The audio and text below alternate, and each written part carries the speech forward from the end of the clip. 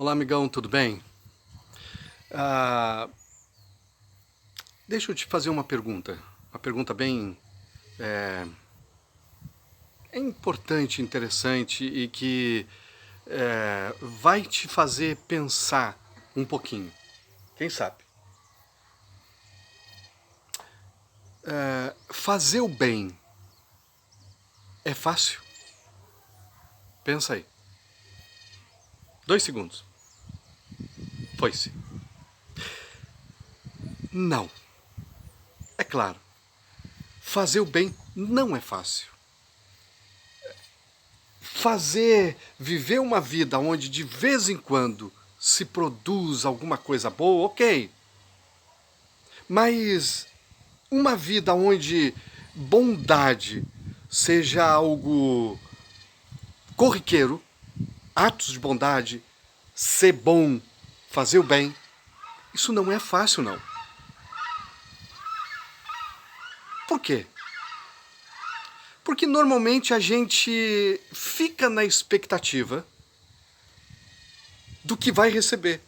Fica na expectativa do que virá. Porque é assim que o mundo age.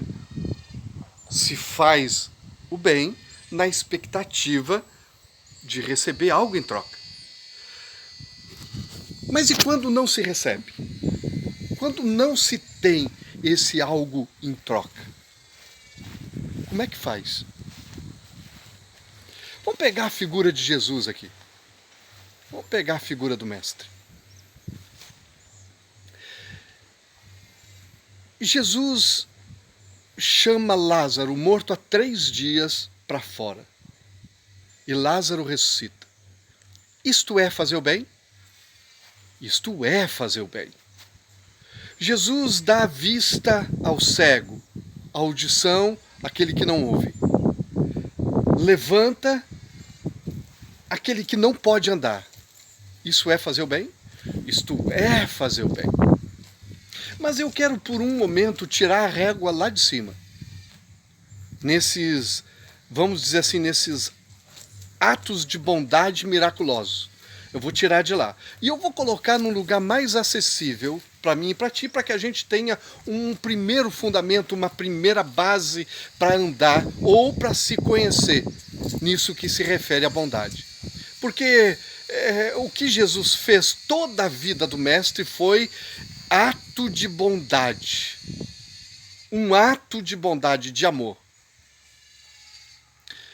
Eu vou colocar num primeiro degrau. Vamos pensar na própria figura de Jesus. Jesus chega para Zaqueu e diz: Zaqueu, eu vou à tua casa, vou estar contigo, vou jantar contigo. E ele vai, ele senta-se à mesa, ele come com Zaqueu, conversa com Zaqueu, não sei quanto tempo Zaqueu ficou ali com o mestre, mas no final desse tempo, de disposição de Jesus ali, Zaqueu diz: eu resolvo. Se eu roubei alguém, vou devolver tanto por cento mais. O ato de Jesus ir à casa de Zaqueu, jantar com Zaqueu, estar à mesa com ele, é um ato de bondade? E como é? Porque proporcionou mudança de atitude para aquele cobrador de impostos. Quando Jesus senta-se ao poço de Samaria e vai conversar com aquela mulher prostituta, veja, judeus samaritanos não se davam, mas Jesus está ali sentado conversando com uma mulher prostituta samaritana. Eita! Jesus tem os fins dele. E os fins dele são bem conhecidos. Aquela mulher volta para a cidade e testemunha, depois do bate-papo, de Jesus, o Messias. Jesus, naquele bate-papo, proporciona àquela mulher que ela mude de atitude. Isso foi um ato de bondade do Mestre? E como foi? Olha só, a gente tira a régua de lá. Porque parece que Aquela pessoa tem 1 bilhão de reais. Ela doou tudo para os pobres, carentes, necessitados, órfãos, viúvas. Como ela é boa. Aquela é uma pessoa boa. Mas, e eu e tu? O que podemos doar? O que podemos dar? O que podemos dispor de bondade, de fazer o bem para o outro? O que a gente pode fazer? Difícil, quando o rosto está doendo, oferecer a outra face. Difícil. Mas a gente pega Jesus. Sempre vai pegar o mestre. E o mestre, vivendo num ambiente que não era conhecido por atos de bondade, por amor, por compaixão, por ser bom, Jesus opta por ser diferente do meio que ele vivia. E essa diferença, ela acaba se enraizando na história e chega até nós. Paulo escrevendo diz aos Tessalonicenses, Paulo diz, não se cansem de fazer o bem. Não se cansem de fazer o bem. E esta palavra ele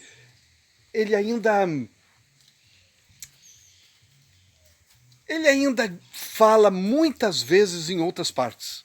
Não se cansem de fazer o bem. Por quê? Porque fazer o bem se cansa. É cansativo fazer o bem a quem não traz retorno, a quem não dá retorno. É cansativo fazer o bem num ambiente em que não te proporciona ver uma mudança. Mas a orientação do apóstolo é: não se cansem de fazer o bem. Não é nem uma orientação, na verdade. Eu vejo como uma direção muito clara dele. O mundo pode fazer diferente. O mundo pode fazer dessa forma. O mundo pode agir dessa forma. Mas eu, como discípulo, eu, como filho de Deus, vou agir da forma que o Mestre agia. Eu não vou me cansar de fazer o bem.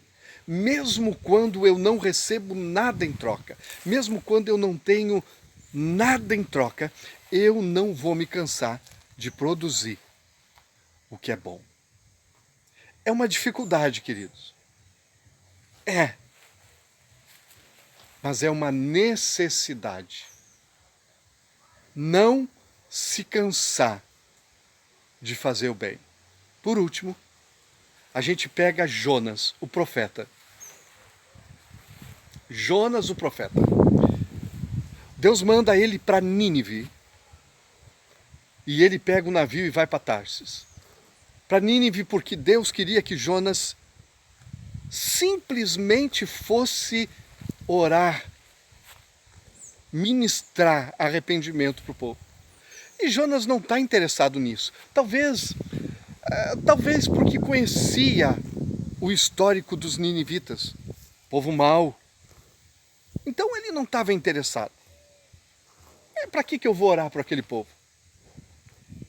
Talvez isso nos faça lembrar de algumas coisas assim.